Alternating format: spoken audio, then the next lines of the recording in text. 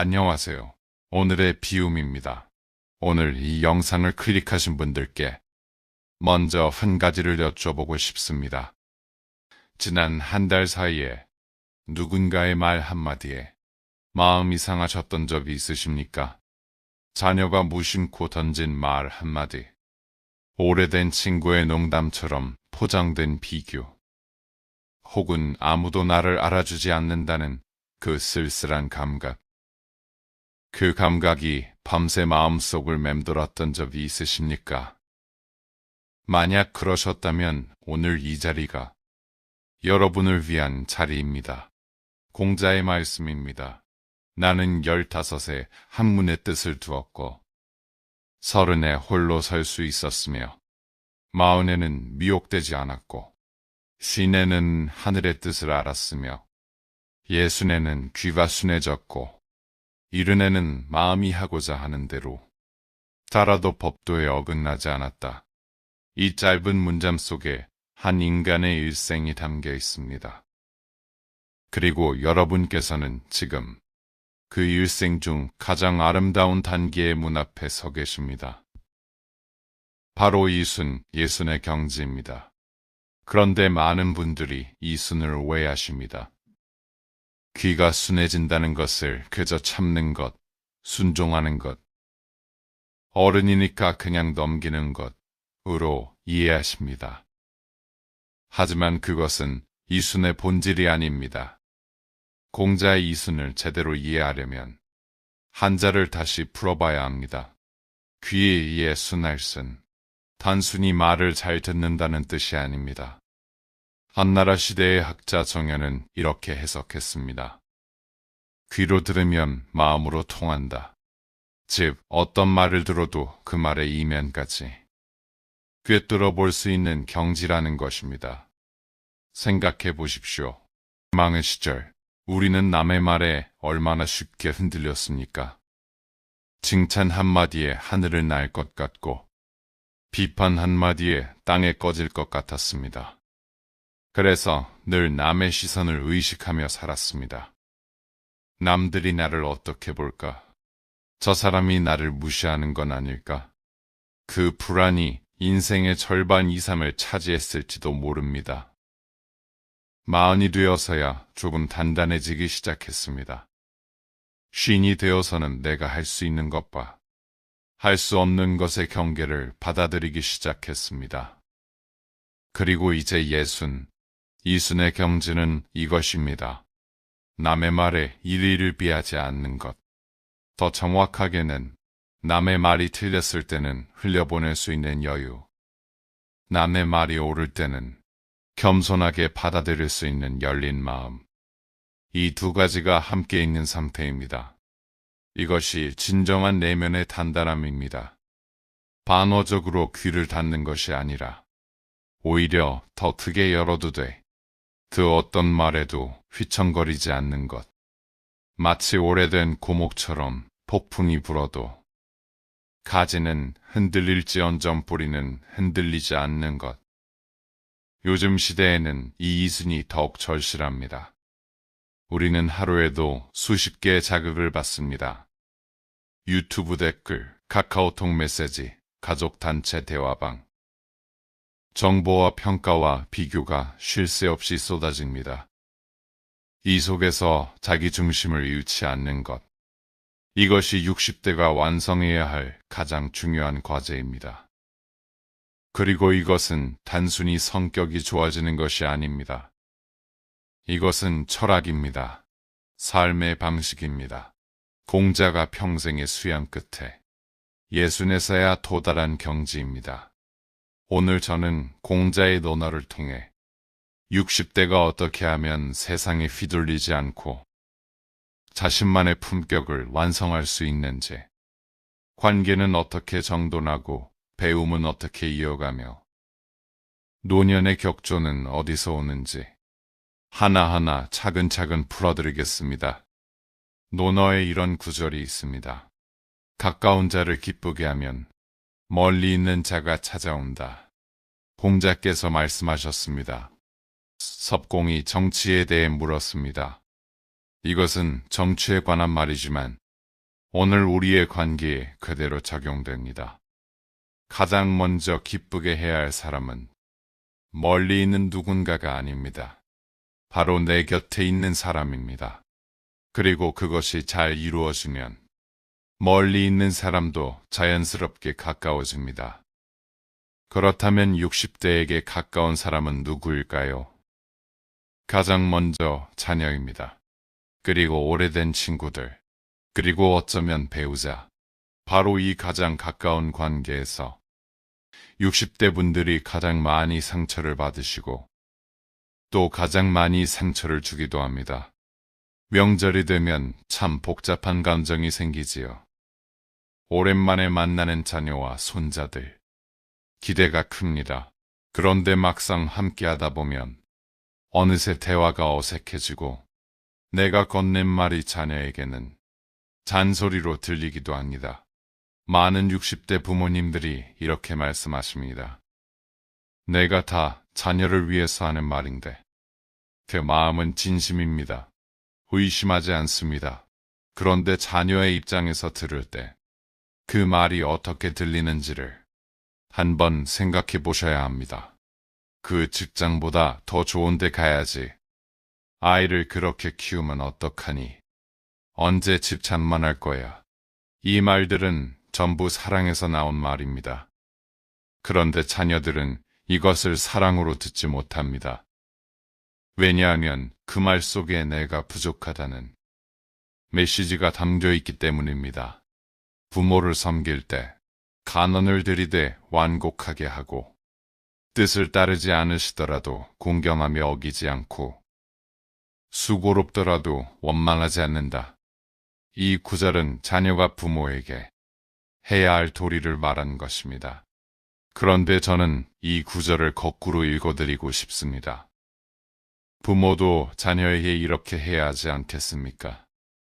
의견을 전하되 완곡하게 자녀가 따르지 않더라도 공경하며 간유하지 않고 그것이 때로 수고롭고 섭섭하더라도 원망하지 않는 것. 적당한 거리가 가장 깊은 사랑입니다. 여러분이 지금 이 영상을 보고 계신 것 자체가 이미 자녀에게 훌륭한 등을 보여주고 계신 것입니다. 60대가 되면 동창회나 동문 모임에 나가는 일이 늘어납니다.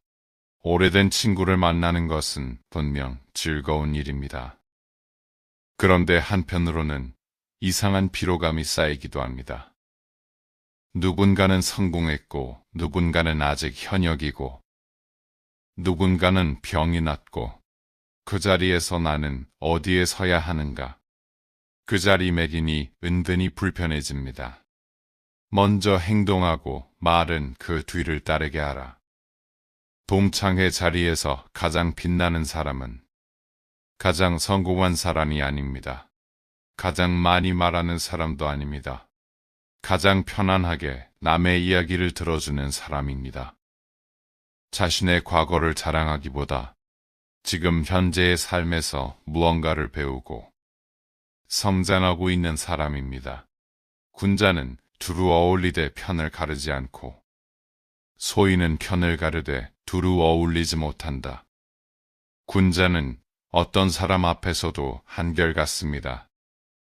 한결같다는 것, 이것이 60대 이후 관계에서 가장 중요한 덕목입니다. 유익한 벗이 셋이고 해로운 벗이 셋이다. 정직한 벗, 성실한 벗, 박식한 벗은 유익하다. 아첨하는 벗, 겉으로만 부드러운 벗, 발만 자라는 벗은 해롭다. 60대 이후의 인간관계는 넓히는 것이 목적이 아닙니다. 생존하는 것이 목적입니다. 깊어지는 것이 목적입니다. 많은 지인보다 한두 명의 진심 어린 벗이 훨씬 값집니다. 자기 자신에게는 엄하게 하고 남을 꾸짖는 것은 가볍게 하라. 그러면 원망이 멀어진다. 60대 이후 관계에서 상처가 생기는 이유의 상당 부분은 여기에 있습니다. 나에 대한 기준은 낮추고 남에 대한 기대는 높이는 것입니다. 자기 자신에게 엄하게 남에게는 가볍게 이 하나만 실천하셔도 여러분의 관계는 훨씬 편안해질 것입니다. 배우고 때로 익히면 즐겁지 아니한가? 벗이 먼 곳에서 찾아오면 기쁘지 아니한가? 남이 알아주지 않아도 성내지 않으면 군자가 아니겠는가? 이 구절은 논어의 첫 페이지에 등장합니다. 공자가 이 문장을 맨 앞에 배치한 것은 결코 우연이 아닙니다. 배움이 모든 것의 출발점이라는 선언입니다. 그런데 여기서 중요한 것은 때로 익힌다는 부분입니다. 단순히 지식을 쌓는 것이 아니라 적절한 때에 반복하고 실천하고 내면화하는 과정. 그것이 진정한 배움입니다. 많은 분들이 60대의 공부를 시작하는 것에 대해 이런 생각을 하십니다. 이 나이에 뭘 배워? 머리도 안 되는데. 혹은 자식들이 치매 예방하라고 해서 한번 해볼까? 하지만 오늘 저는 그 생각을 완전히 바꿔드리고 싶습니다. 60대의 배움은 치매 예방이 목적이 아닙니다. 60대의 배움은 영혼의 근육을 키우는 것입니다. 60대의 배움에는 젊은 시절에는 없던 것이 하나 더해지기 때문입니다. 바로 경험이라는 뿌리입니다. 젊었을 때 읽은 책은 지식으로 머뭅니다. 하지만 60대에 읽는 같은 책은 삶의 경험과 만나 전혀 다른 의미로 다가옵니다. 배우기만 하고 생각하지 않으면 얻는 것이 없고 생각하기만 하고 배우지 않으면 위태롭다. 배움과 사색이 함께 가야 한다는 것입니다.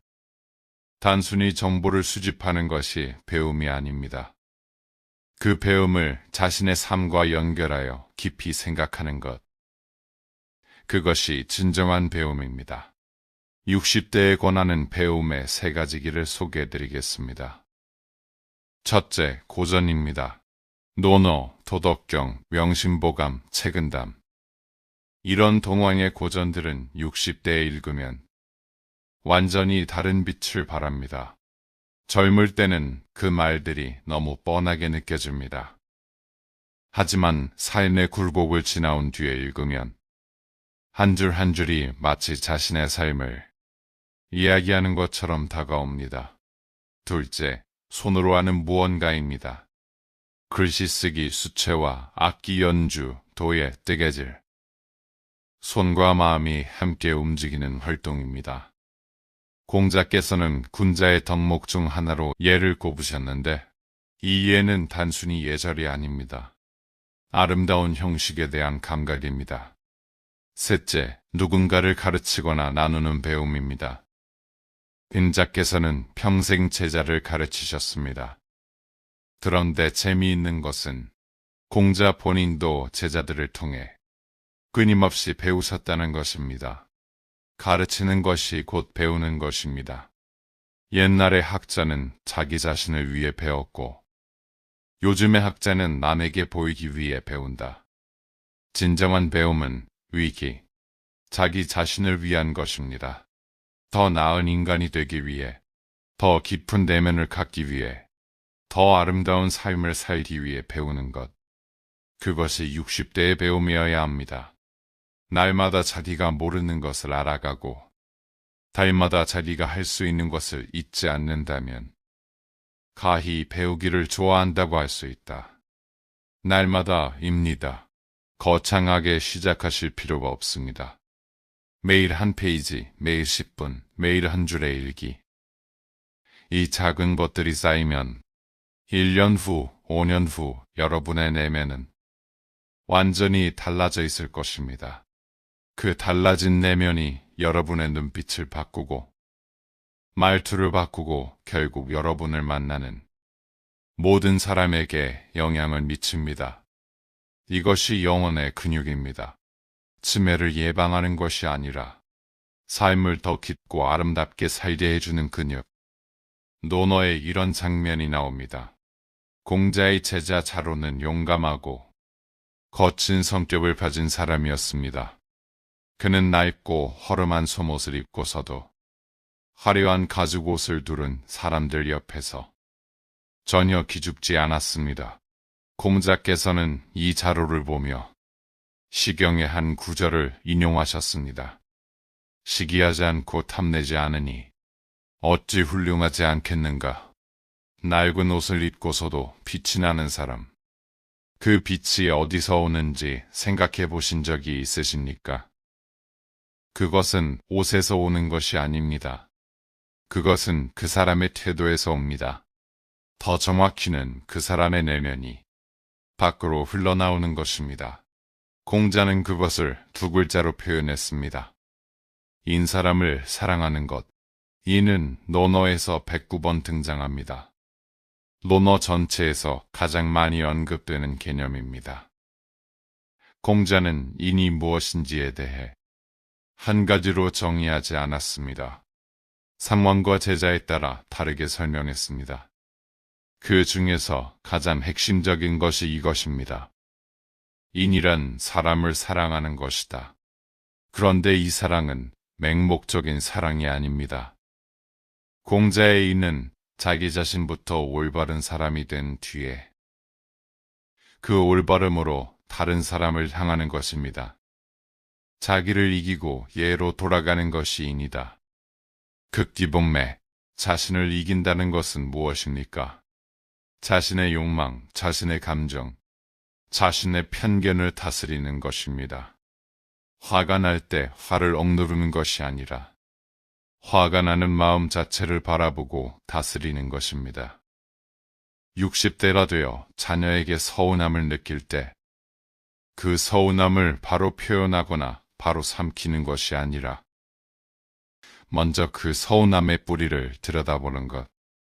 나는 왜 서운한가? 내가 무엇을 기대했는가? 그 기대가 과연 합당한가? 이것이 극기의 시작입니다. 이 연습을 통해 사람은 점점 더 깊어집니다. 반응하는 사람이 아니라 응답하는 사람이 됩니다. 그 차이가 품격입니다. 이해관계를 아름답게 유지하는 형식. 많은 분들이 예를 형식적인 예절 정도로 생각하십니다. 하지만 공자의 예는 그것보다 훨씬 깊습니다. 예는 관계를 아름답게 유지하는 모든 형식입니다. 그리고 더 나아가 그 형식 속에 진심이 담겨 있어야 진정한 예입니다. 예라 하지만 어찌 옥과 비단뿐이겠는가. 악이라 하지만 어찌 종과 붓뿐이겠는가. 60대의 예란 무엇일까요? 저는 이렇게 생각합니다. 60대의 예는 말 대신 태도로 전달하는 존중입니다. 상대방의 말을 끝까지 듣는 것, 자신의 의견을 말하되 상대방이 동의하지 않아도 편안하게 두는 것, 도움을 주고 싶을 때 도움이 필요한지 먼저 묻는 것, 침묵이 필요한 순간에 침묵을 지킬 줄 아는 것, 이 모든 것이 예입니다. 군자는 태어나되 교만하지 않고 소인은 교만하되 태어나지 못하다. 이 한 문장이 60대 이후의 태도를 정의합니다. 태어나다는 것은 여유가 있다는 것입니다. 흔들리지 않는다는 것입니다. 하지만 교만하지 않다는 것은 그 여유가 다른 사람을 무시하거나 내려다보는 방향으로 흐르지 않는다는 것입니다. 지금 우리 사회에서 꼰대라고 불리는 분들의 특징이 무엇입니까? 경험은 많습니다.